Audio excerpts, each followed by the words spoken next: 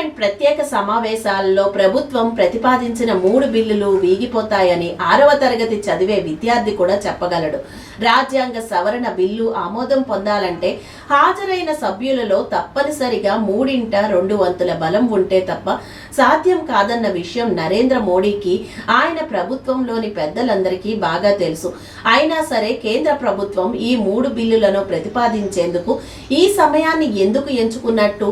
ఇందులో ఒకటి చట్టసభల్లో మహిళలకు 33% రిజర్వేషన్లు కల్పించే బిల్లు, రెండవది నియోజకవర్గాల పునర్విభజనకు సంబంధించినది, మూడవది కేంద్ర పాలిత ప్రాంతాల చట్టాల సవరణకు సంబంధించిన బిల్లు. నిజానికి మామూలు పరిస్థితుల్లో ప్రతిపక్షాలు కూడా వీటిని వ్యతిరేకించవలసిన అవసరం లేదు. ముఖ్యంగా మహిళా రిజర్వేషన్ బిల్లు. ఈ బిల్లు నిజానికి 2023లోనే ఏకగ్రీవంగా పార్లమెంట్ ఆమోదం పొంది ఉన్నది.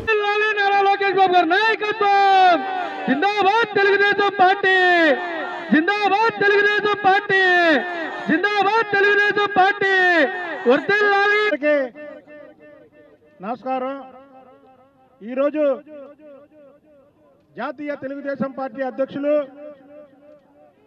ఆంధ్రప్రదేశ్ ముఖ్యమంత్రి నారా చంద్రబాబు నాయుడు గారి 76వ జన్మదిన సందర్భంగా మరి ఇక్కడికి విచ్చేసినటువంటి సోదరుడు నాగుల మీరా గారు, అలాగే ఎక్స్ కార్పొరేటర్లు, ఎక్స్ పార్టీ ప్రతినిధులు, సీనియర్ తెలుగుదేశం పార్టీ నాయకులు అందరికి కూడా హృదయపూర్వక నమస్కారాలు. చంద్రబాబు గారి గురించి చెప్పాలంటే రోజులు చాలు. తెలుగు జాతి గర్వించదగ్గ భారతదేశ రాజకీయాల్లో సూపర్ స్టార్ ఎవరయ్యా అంటే సిబిఎన్ సార్. భారతదేశంలో ఆయనకున్నటువంటి క్రేజ్ ఇక ఏ నాయకులకి లేదని చెప్పడంలో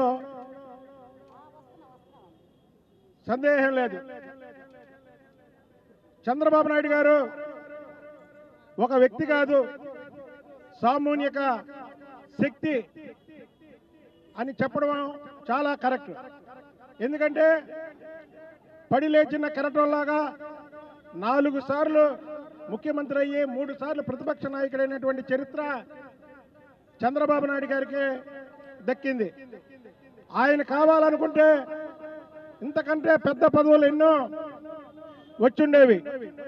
కానీ తెలుగు ప్రజల కోసం, తెలుగు జాతి కోసం, తెలుగు జాతి ప్రపంచ దేశాల్లో గర్వించదగ్గగా ఉండాలని ఆయన ఈ ఆంధ్రప్రదేశ్లోనే ముఖ్యమంత్రిగా ఉన్నారు.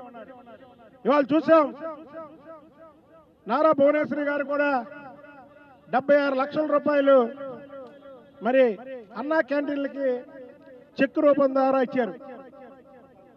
వాళ్ళకి, వాళ్ళ కుటుంబానికి ప్రజాసేవ అనే ఒక ధ్యాస తప్ప వేరే ధ్యాసే ఉండదు అని చెప్పడంలో ఎటువంటి ఇది లేదు. కాబట్టికే చంద్రబాబు నాయుడు గారు కానీ, నారా లోకేష్ బాబు గారు కానీ వారందరూ కూడా ఎప్పుడు ప్రజాసేవకే అంకితమై ఉంటారు. మరి ఇవాళ చంద్రబాబు నాయుడు గారి కటౌట్కి పూలాభిషేకం చేసామంటే ఆయన దానికి అర్హుడు. ఎందుకంటే జాతి కోసం, పార్టీ కోసం 76 ఏళ్ల వయసులో మరి ఆయన రాష్ట్రంలో సుడిగాలి పర్యటన చేయడమే కాకుండా మరి సంక్షేమ కార్యక్రమాలు పేద ప్రజలకి ఎన్నో ఇస్తున్నటువంటి మహానాయకుడు. కాబట్టి ఆయనకి ఒక చిన్న చిరుకనక. వాళ్ళ తల్లిదండ్రులు కూడా ఆయనకి కనబడే దేవుళ్ళు ఎవరై అంటే మనకి సూర్యుడు చంద్రుడు. మరి అందుకే ఆయనకి చంద్రబాబు అని పేరు పెట్టుంటారు.